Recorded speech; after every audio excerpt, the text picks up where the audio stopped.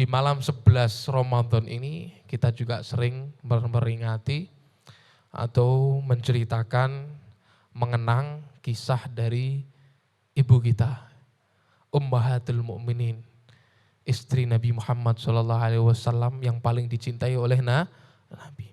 Kekasih hati Nabi, yang menemani Nabi, yang membantu Nabi, yang berjuang untuk Nabi.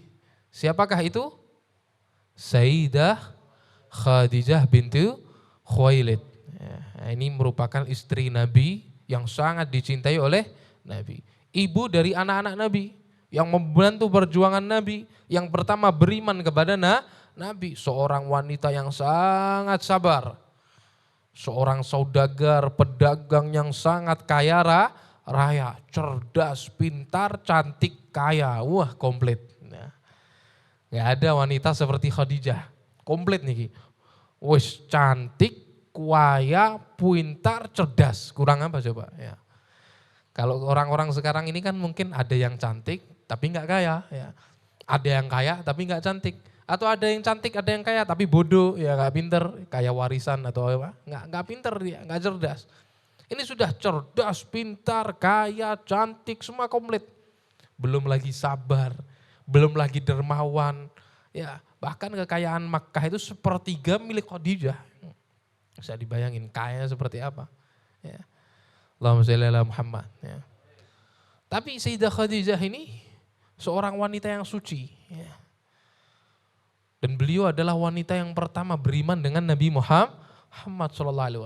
Beliau itu wafat sama dengan tanggal 11 Ramadan, yang mana kita saat ini berada di malam 11 Ramadan. Ya, insya Allah kita semua mendapatkan keberkahan dari Sayyidah Khadijah. Ya, kita mendapat keberuntungan berkat Sayyidah Khadijah. Dan insya Allah nanti kita di akhirat dikumpulkan bersama dengan Sayyidah Khadijah, Khadijatul Kubra. Amin ya rabbal alamin. Sedikit ya kisah-kisah ilmu yang ada di dalam sekelumit dari lautan hikmah kisah Sayyidah Khadijah.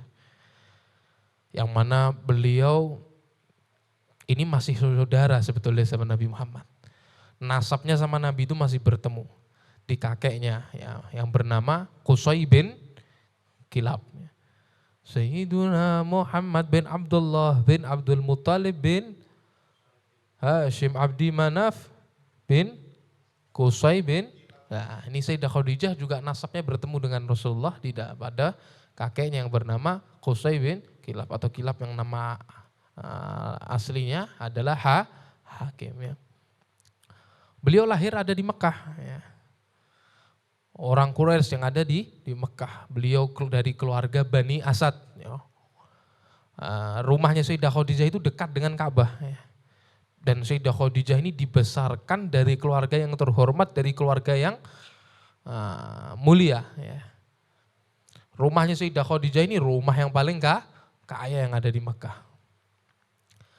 Singkat ceritanya, ya, gimana sih Sayyidah Khadijah menikah dengan Rasulullah ya. Jadi orang-orang Mekah itu sudah sering kali mendengar kisah keistimewaan Nabi Muhammad. Ya. Sallu ala Nabi Muhammad. Sejak kelahiran Nabi yang begitu hebat. Ya. Semua orang kan mendengar bagaimana ketika peristiwa Nabi lahir, cahaya yang keluar begitu terang. Bagaimana ketika Nabi SAW lahir, beliau dalam keadaan sujud, beliau dalam keadaan. Wah, itu cerita bagaimana berhala-berhala berjatuhan, bagaimana api Majusi yang lama disembah padam, bagaimana orang-orang itu sudah mulai penasaran dengan keistimewaan cerita-cerita tentang Nabi Muhammad SAW. Dan kita tahu semua bahwasanya Sayyidah Khadijah ini usianya lebih tua dari Nabi. Lebih tua berapa tahun? 15 tahun. Ya, jadi ketika nikah sama Rasulullah usia Nabi Muhammad berapa? 25. Usianya Sayyidah Khadijah 40 tahun. 40 tahun usia Nabi Sayyidah Khadijah. Janda beliau. Ya. Beliau tahu kabar kelahiran Nabi Muhammad SAW. Dan beliau itu penasaran dengan ceritanya Nabi Muhammad SAW. Ditambah beliau itu masih saudara dengan Waraqah bin Nawfal. Yang mana Waraqah bin Nawfal ini seorang pendeta yang alim, tahu betul masalah Nabi akhir zaman, pendeta. Yang mana pendetanya beda sama sekarang ya. Dulu Injilnya masih murni ya. Beliau tahu ada ilmunya. Makanya orang-orang dulu tuh mereka orang-orang Yahudi sangat mengincar Nabi Muhammad. Orang-orang kafir sangat mengincar Nabi Muhammad. Kenapa? Karena mereka tahu, belajar dari kitab-kitabnya bahwasanya akan datang Nabi akhir zaman, mauliduhu di Mekah, lahirnya ada di Mekah. Itu mereka pelajari. Ya. Nah ini Khadijah juga sering mendengar dari pamannya itu Warakah bin Naufal yang memiliki pengetahuan ilmu yang dalam tentang ajaran dari Nabi Allah Ibrahim dan juga dari kitab sucinya. Ya. Sehingga Sayyidah Khadijah ini walaupun belum masuk Islam, tapi beliau suci. Enggak pernah berzina, enggak pernah mabuk minum minuman keras, enggak pernah menyembah berhala, menyembah patung, enggak pernah. Walaupun di saat itu orang-orang jahiliyah, berzinaan di mana-mana, mabuk di mana-mana, menyembah berhala, banyak sekali yang menyembah berhala. Tapi beliau jaga. Beliau sudah mendengar juga, Sayyidah Khadijah ini tambah sering mendengar kalau Muhammad itu pemuda yang jujur, pemuda yang tampan, pemuda yang amanah, gak pernah bohong, gak pernah khianat, cerdas, bagus akhlaknya. Nabi itu sebelum diangkat jadi Rasul, semua orang tuh senang sama Nabi. Beliau itu orang yang sangat jujur, yang sangat, bahkan orang-orang kafir pun setelah Nabi Muhammad diangkat jadi Nabi, itu mereka kalau nitipin barangnya masih nitip ke Nabi. Kenapa? Karena memang Nabi Muhammad SAW itu amanat dan jujur. Ya. Gak mungkin bohong, gak mungkin gak usah, gak pernah. Ya. Maka di saat itu Sayyidah Khadijah penasarannya lebih lagi dengan Nabi Muhammad. Hingga beliau pun mendekati pamannya Rasul SAW yang bernama Sayyidina Abu Thalib. Beliau menyampaikan kepada Abu Thalib, ini kan Rasul SAW ketika itu dirawat sama pamannya Abu Thalib. Nah, Khadijah ini menawarkan sama Abu Thalib, wahai Abu Thalib, kalau mau, kalau berkehendak, kalau boleh, yaitu Muhammad keponakan kamu, biarkan ikut bekerja dengan saya. Ya. Biarkan ikut kerja dengan saya. Wah, jadi Sayyidah Khadijah ini sudah penasaran dengan Rasulullah, penasaran dengan sifatnya, dengan tanda-tanda kenabian dan lain sebagainya. Beliau menginginkan lebih kenal lagi, lebih dekat lagi dengan apa? Dengan menarik, bicara sama Sayyidina Abu Thalib untuk Rasulullah SAW, Nabi Muhammad ini ikut bekerja dengan Khadijah. Maka Sayyidina Abu Thalib pun bicara sama Rasulullah SAW. Dan memang Abu Thalib ini bukan orang yang punya. Ya. Bayangin ya, Abu Thalib ini anaknya sudah banyak. Ya. Dan beliau bukan orang yang punya, tambah beliau sekarang mengurus daripada Nabi Muhammad SAW, membantu Nabi. Maka ketika itu Abu Thalib pun bicara sama Rasulullah, dipanggil, wahai Muhammad, keadaan kita ini semakin berat ya. Saya punya banyak anak dan saya keadaannya juga bukan orang yang punya ya. Sekarang Khadijah menginginkan engkau bekerja dengannya, berdagang. Gimana pendapatmu ya Muhammad? Maka diterima sama Nabi Muhammad SAW. Kerja ikut sama Sayyidah Khadijah. Dan disinilah Sayyidah Khadijah lebih memperhatikan Rasulullah SAW di dalam kecerdasannya, kepintarannya, dalam berdagang. Bahkan ketika Rasulullah SAW ikut berdagang dengan Sayyidah Khadijah ini, perdagangan dari Sayyidah Khadijah ini berkali lipat ya. Keuntungan yang didapat itu semakin banyak. Ditambah Sayyidah Khadijah suatu saat mengutus Nabi Muhammad SAW untuk dagang di Syam bersama budaknya Sayyidah Khadijah yang bernama Maisyarah, diutus untuk menemani Nabi Muhammad. Maisyarah ini laki ya, utus untuk menemani Nabi Muhammad SAW dagang ke Syam.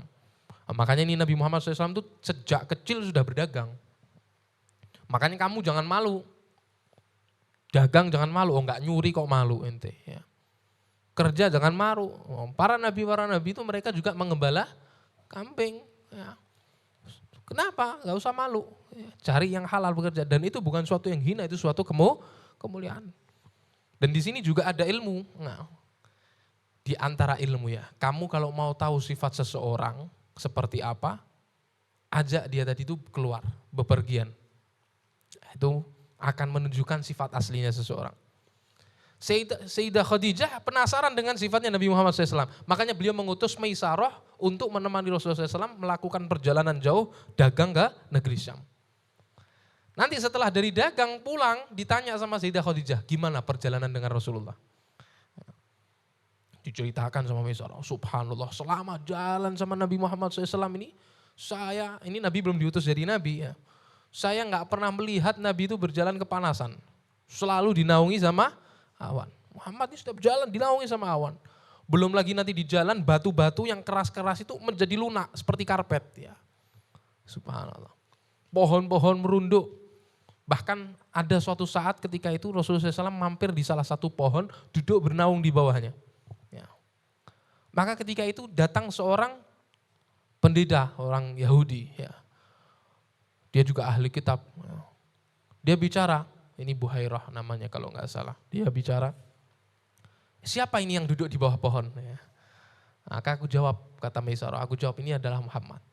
Kata orang pendeta tadi mengatakan apa? Tidak ada orang yang duduk di bawah pohon ini kecuali akan diutus jadi nabi. Ya. Ini Khadijah tambah mendengarkan cerita yang begitu hebatnya. Isyarah sudah banyak sekali kehebatan suatu hal yang menakjubkan di dalam perjalanan Nabi Muhammad SAW. Dan subhanallah benar. Ya. Nabi Muhammad SAW menjadi Nabi di akhir zaman. Kemudian di dalam perjalanan itu Nabi Muhammad SAW selama berdagang gak pernah bohong. Ya. Selalu jujur. Di situ Maisarah juga menyampaikan kepada Khadijah. Maka semakin cinta Khadijah. Nah, dengan Rasul Sallallahu Alaihi Wasallam. Hingga akhirnya, singkat ceritanya ini panjang. Hingga akhirnya Sayyidah Khadijah ini jatuh cinta dengan Nabi Muhammad SAW dan ingin Rasul SAW melamar dan menikahi Sayyidah Khadijah. Nah, ingin Rasul SAW melamar Sayyidah Khadijah. Disampaikanlah kepada saudaranya. Nah, kemudian dihubungkan sampai kepada Nabi Muhammad SAW hingga disetujui oleh Rasul SAW dan terjadilah pernikahan Rasulullah Muhammad SAW dengan Sayyidah Khadijah. Ini pernikahan yang hebat ya. Ketika Sayyidah Khadijah nikah dengan Rasulullah, Sayyidah Khadijah itu mengatakan kepada Nabi, ya Rasulullah, ya, al-an sirtu zawjat. Sekarang aku menjadi istrimu. Ya. Al-an sirta zawji. Sekarang engkau ya Rasulullah adalah suamiku. Wal bait wa baiti baituk. Hartaku rumahku adalah rumahmu. Wa mali maluk. Hartaku hartamu. Semuanya diberikan untuk Rasulullah SAW. Wa ana jariyatuk, dan aku adalah budak perempuanmu. Ya.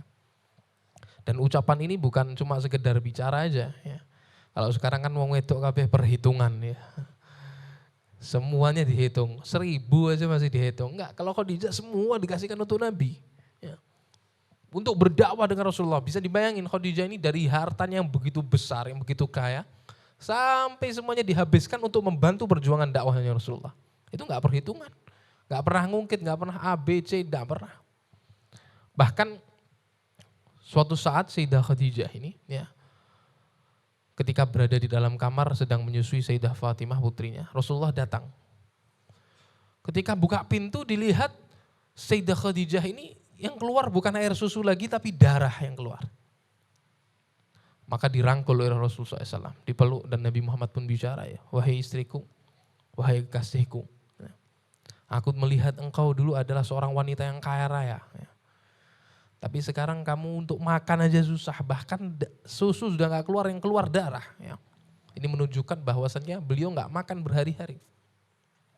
Apakah kamu menyesal wahai Khadijah menikah denganku? Kata Khadijah, ya Rasulullah, wahai suamiku, demi Allah, saya tidak ada penyesalan sedikit pun menikah denganmu. Yang ada justru saya semakin bahagia, semakin beruntung, nikmat menikah denganmu.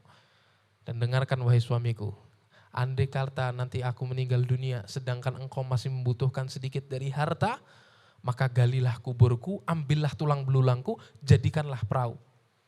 Ya. Juallah itu. Ya. Gunakan untuk dakwah di jalan Allah Subhanahu wa ta'ala. Bisa bayangin gimana cintanya Khadijah kepada Rasulullah. Makanya dikatakan allati badzalat amwalaha di Rasulillahi, yang tasyuru Sayyidah Khadijah ini yang memberikan hartanya untuk Rasulullah SAW. Menolong perjuangannya Nabi Muhammad. Langka seperti ini ya. Kalau sekarang perempuan lihat dompetnya lagi semua ya. Gak punya uang ditinggalin deh ya. Kalau orang tua dulu tuh, umi-umi kita dulu tuh, suami mau keluar rumah sudah disiapin semua, sudah diberesin semua makanan dan lain sebagainya. Berangkat dari rumah salaman cium tangan. Wahai suamiku ya, carilah harta yang halal, carilah nafkah yang halal. Sedikit nggak apa-apa. Saya rela untuk nggak makan, nahan sakit perut di dunia nggak apa-apa. Tapi saya nggak kuat kalau suruh nahan api neraka. Ya, maksudnya apa? Cari yang halal. Ya, kita kuat masih nahan makan, nggak makan tuh masih kuat. Tapi kalau nahan api neraka, siapa yang kuat? Nah, sehingga suaminya berangkat kerja pun semangat ya. Saya ini gak ono Pak. Ya.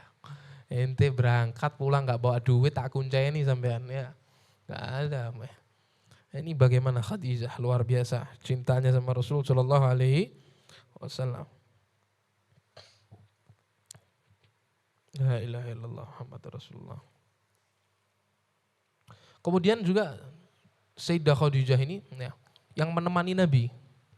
Nah, ini perempuan itu seperti itu. Menenangkan Nabi SAW di saat Nabi sedang gelisah. Ya. Oh, bisa dibayangin Nabi Muhammad SAW ini awal jadi diangkat menjadi Nabi. Ya.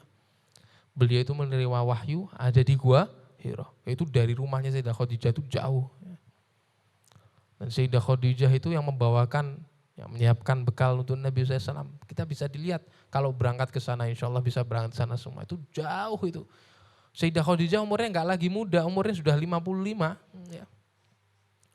Tapi beliau naik ke gunung itu, ya, masuk ke dalam, naik ke gunung, masuk ke dalam gua, ngantarkan bekalnya Nabi Muhammad SAW. Perjuangannya membela dan menemani Nabi luar biasa. Belum lagi ketika Nabi SAW setelah menerima wahyu, Rasulullah SAW kaget ya. Karena bertemu dengan malaikat pulang ke rumah ketakutan Rasulullah SAW gemetaran satu tubuh. Ditenangkan sama Khadijah, diselimuti sama Khadijah. Kata Rasulullah, zamiluni, selimuti aku, diselimuti sama Khadijah. Ditenangin sama Khadijah, sabar suamiku, engkau adalah orang baik ya. Engkau adalah orang yang jujur, engkau adalah orang yang ditenangin sama Sayyidah Khadijah. Ya. Dan kemudian kecerdasan Sayyidah Khadijah. Ya. Beliau juga cerdas. Beliau ngetes, setelah beliau nenangin, beliau ngetes. Nanti kalau malaikat Jibril atau malaikat itu datang lagi, ya, dia mau ngetes ini setan atau malaikat, kabarin aku. Ya. Maka benar ketika malaikat Jibril datang lagi bertemu Rasulullah SAW, Sayyidah Khadijah pun ngetes. Sayyidah Khadijah duduk di samping Nabi. Kata Sayyidah Khadijah, wahai Rasulullah, apakah engkau masih melihatnya? Kata Nabi Muhammad, iya saya melihatnya. Khadijah duduk di pangkuan Rasulullah SAW. Apakah engkau masih melihatnya? Iya saya masih melihatnya. Pindah posisi lagi, masih melihatnya? Masih. Ketika Sayyidah Khadijah melepas hijabnya, tanya kepada Rasulullah, engkau masih melihatnya? Tidak. Nah, maka kata Sayyidah Khadijah, tenanglah wahai Rasulku, wahai Muhammad, bahwasanya yang datang kepadamu adalah malaikat, bukanlah setan. Ya. Nah, ini wanita cerdas seperti itu, menenangkan suami. Ya. Karena tujuan orang menikah kan litaskunu ilaih, supaya menenangin hati. Makanya wanita itu kalau sama suami itu yang lembut. Nah, sama suami itu yang menenangkan, jangan membuat beban. Kenapa? Karena suami ini bebannya sudah berat di kepala. Kalau perempuan menanggung beban anak itu cuma 9 bulan. Kalau suami itu menanggung beban pikiran seumur hidup di kepala. Ya. Bukan cuma 9 bulan. Nah, jadi gimana? Perhatikan. Suami pulang kerja, ya kamu layani dengan baik. Jangan nanti suami pulang dari kerja, kamu sudah bahas hutang, bahas ini, bahas itu. Ya. Ini bukan menenangkan, malah buat stres ini. Ya, nah, kadang sebagian perempuan bukan orang yang berakal. Ya. Harusnya sama suami dia tahu waktu, dia tahu tempat, dia tahu posisi, dia tahu keadaan, dia pelajarin. Suami datang capek, dia bikin teh. Suami datang capek, dia tanyain gimana kabarnya, gimana keadaan di luar, gimana. Gitu. Nah, kemudian juga melayani suami, membahagiakan suami, berpaes di hadapan suami, jangan di luar. Kalau hadir majelis, kalau ke pasar, kalau ke mall baru dandan. Wah. Sama suami di rumah kepet bendino ya. Dilihat nggak pernah enak. Nah, ini salah. Padahal khairul mar'ah allati tasurrun, yang membahagiakan ketika dilihat oleh suami itu sebaik-baik perempuan. Bukannya ketika dilihat sama suami malah tampak jelek. Ketika di luar baru cantik, salah. Lihat bagaimana Sayyidah Khadijah. Dan kita bisa melihat Rasulullah ini, ya Allah, pemimpin segala alam semesta. Semua manusia, pemimpin dari seluruh para nabi, Nabi Muhammad SAW. Dan Sayyidah Khadijah itu siapa? Pemimpin wanita surga. Tapi lihat kehidupannya, saling membantu, saling mendukung. Gak ada Rasulullah SAW pakai pembantu rumah tangga. Ya. Gak juga Sayyidah Khadijah marah-marah, gak ada pembantu. Yang merawat, yang melayani, yang membantu Sayyidah Khadijah sendiri. Ya. Sehingga suami pun senang, di rumah betah. Kalau sekarang enggak, Masya Allah. Yang bikinin teh suaminya pembantu, Mbak. Ya. Yang buatin kopi Mbak, ya. Yang bersihin Mbak, semuanya pembantu. Kalau dulu tuh ulama-ulama atau siapa ada khodim atau ada pembantu, mereka hanya menyiapkan. Tapi untuk yang membuat di rumah untuk suaminya tetap istrinya. Sehingga suami betah di rumah. Kalau sekarang enggak, lebih milih marung suaminya. Ya. Kenapa? Kopinya lebih enak. Ya. Di rumah enggak enak kopinya. Ya. Nah, makanya ini harus diperhatikan lagi. Ini Sayyidah Khadijah. Contoh ajaran bagi kita bahwasanya wanita ini wanita ini makhluk yang indah. Bahkan iman pertama kali turun, yang pertama ditemui wahyu, setelah wahyu turun, pertama kali yang ditemui oleh Nabi Muhammad SAW adalah wanita. Nabi gak bertemu dengan laki-laki, Nabi tidak bertemu dengan sahabat lainnya, enggak. Tapi yang Nabi Muhammad pertemuin pertama adalah Sayyidah Khadijah, wanita. Ya. La ilaha illallah. Ya, bagaimana juga ini keindahan. Nabi Muhammad SAW pun meninggal di atas pangkuan wanita, Sayyidah Aisyah. Ya. Bagaimana keindahan ini loh, wanita itu seperti itu. Ya. Makanya jangan ngikutin yang ada di film-film. Ya. Jangan ngikutin yang ada di film, tapi ngikutin para pemimpin wanita-wanita ahli surga. Bayangin aja Sayyidah Khadijah umurnya itu sudah tua. Kalau kamu umur 30 sudah males punya anak, sudah males ini. Khadijah umur 40 nikah. Setelah itu punya anak 6, bayangin. Ngurus rumah tangga, ya, mendukung suaminya, pekerjaan, perdagangan, semuanya. Ya.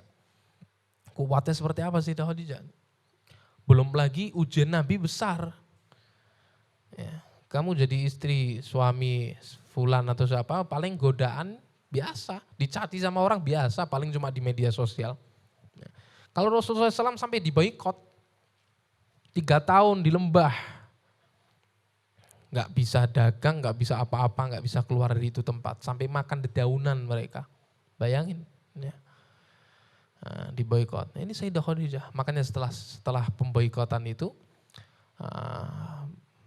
Sayyidah Khadijah mulai sakit. Ya.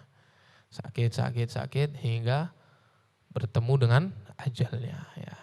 Dan sebelum beliau meninggal, beliau sudah mendapat kabar baik dari Allah Subhanahu wa taala. Yang dibawakan oleh malaikat Jibril.